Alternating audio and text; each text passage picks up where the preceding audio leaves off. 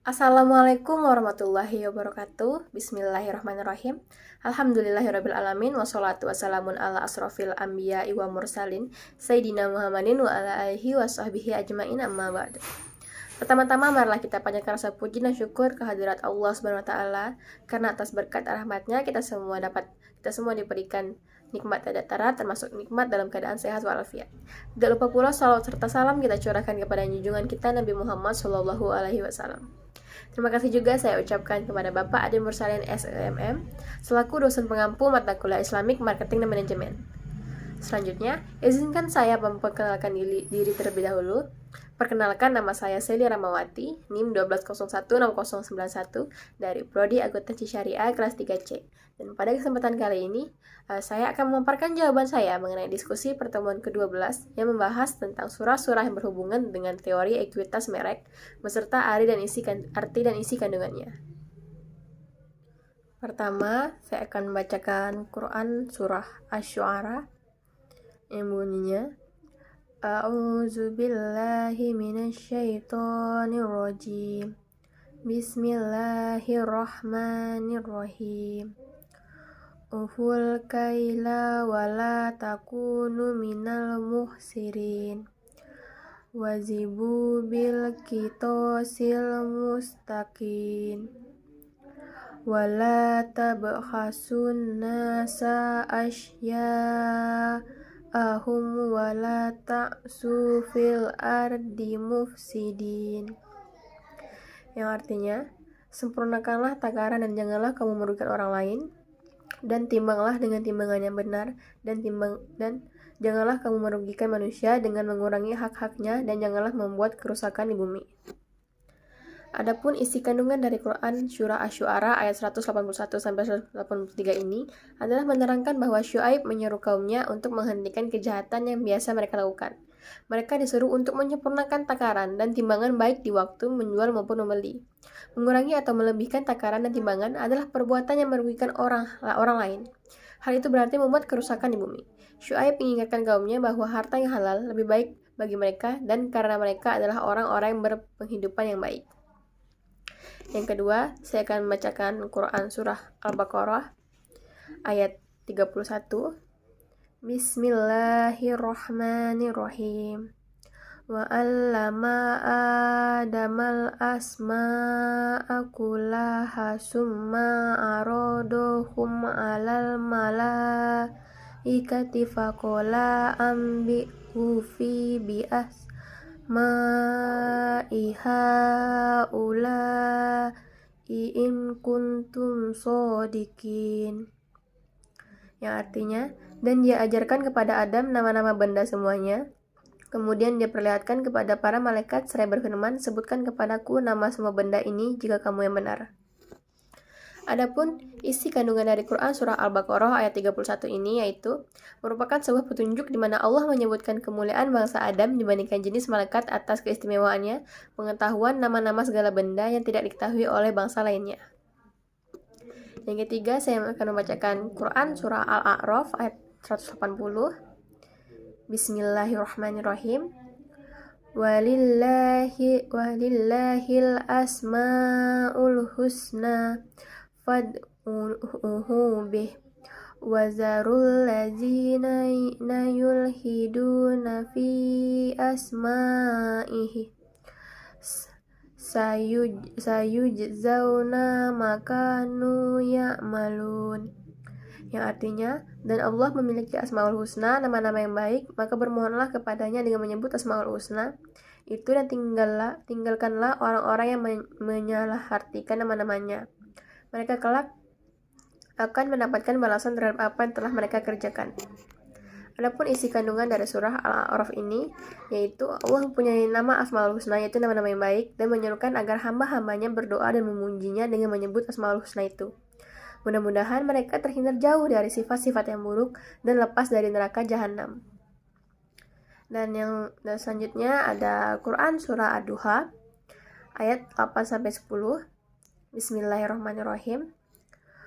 Wa wajadaka ailan fa'agna fa'ammal yatima fala takhar wa amma sa'ila fala tanhar, yang artinya, dan dia mendapatimu sebagai seorang yang kekurangan, lalu dia memberikan kecukupan. Maka terhadap anak yatim janganlah engkau berlaku sewenang-wenang, dan terhadap orang yang meminta-minta janganlah engkau menghardiknya.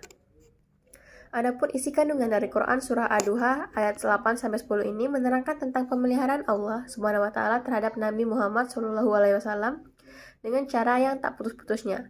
Larangan berbuat buruk terhadap anak yatim dan orang yang meminta-minta, dan mengandung pula perintah kepada Nabi supaya mensyukuri segala nikmat. Selanjutnya saya akan bacakan Quran surah Al-Ahzab ayat 21 yang bunyinya, Bismillahirrahmanirrahim.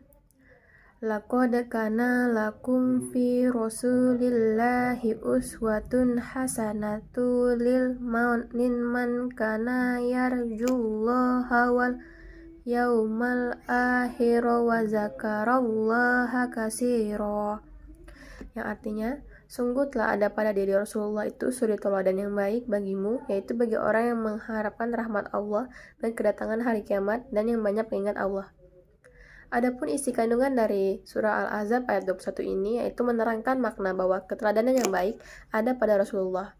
Orang yang meneladani beliau berarti menelusuri jalan yang dapat mengantarkan kepada kemuliaan Allah, yaitu jalan yang lurus, sedangkan bersuri tauladan kepada beliau apabila menyalahi beliau maka itulah tauladan yang buruk.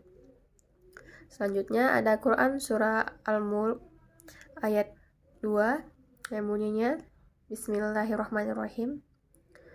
Allazi khalaqal mauta wal hayata liyabluwakum ayyukum ahsanu amala wa huwal azizul ghafur, yang artinya, yang menciptakan mati dan hidup untuk menguji kamu siapa di antara kamu yang lebih baik amalnya, dan dia maha perkasa lagi maha pengampun. Adapun isi kandungan dari surah Al-Mulk ayat 2 ini yaitu menjelaskan tentang bagaimana Allah menguji manusia, salah satunya dengan musibah yang diberikan. Musibah yang diberikan Allah kepada manusia memang sangat pedih dirasakan, tetapi kita harus yakin bahwa di balik musibah tersebut ada hikmah yang bisa dipetik oleh manusia yang terkena musibah. Selanjutnya ada Quran surah Al-Anbiya ayat 105 yang bunyinya, Bismillahirrahmanirrahim. Walaqad katabna fiz zaburi mim ba'di dzikri annal ardo yarisuma suha ibadiyas solihun, yang artinya, dan sungguh telah kami tulis di dalam Zabur setelah tertulis di dalam Az-Zikr Lauh Mahfuz bahwa bumi ini akan diwarisi oleh hamba-hambaku yang soleh. Adapun isi kandungan dari Al-Anbiya ayat 105 ini adalah tentang Allah yang menerangkan ketetapannya tentang orang-orang yang mewarisi bumi, dan sungguh telah kami tulis sebagai suatu ketetapan di dalam Zabur yang diturunkan kepada Nabi Daud dan Sulaiman. Telah tertulis di dalam Az-Zikr yaitu di Lauh Mahfuz bahwa bumi ini milikku dan akan diwarisi oleh hamba-hambaku yang soleh, yaitu sanggup mengelola bumi dan memakmurkannya, mengambil manfaat dari kekayaan alamnya, serta sanggup memimpin masyarakat dan membangun dengan mengikuti petunjukku. Dan yang terakhir, saya akan membacakan Quran surah An-Nahl ayat 90 yang bunyinya, Bismillahirrahmanirrahim. Innallaha ya'muru bil adli wal ihsani wa ita'i zil qurba wa yanha 'anil fahsya'i wal munkari wal baghi ya'izukum la'allakum tazakkarun, yang artinya, sesungguhnya Allah menyuruh kamu berlaku adil dan berbuat kebajikan, memberi bantuan kepada kerabat, dan Dia melarang melakukan perbuatan keji, kemungkaran, dan permusuhan. Dia memberi pengajaran kepadamu agar kamu dapat mengambil pelajaran. Adapun isi kandungan dari surah An-Nahl ayat 90 ini adalah Allah memerintahkan umat Islam berlaku adil dan ihsan serta memberi hak kepada kerabat. Allah SWT juga melarang perilaku keji, mungkar, dan permusuhan.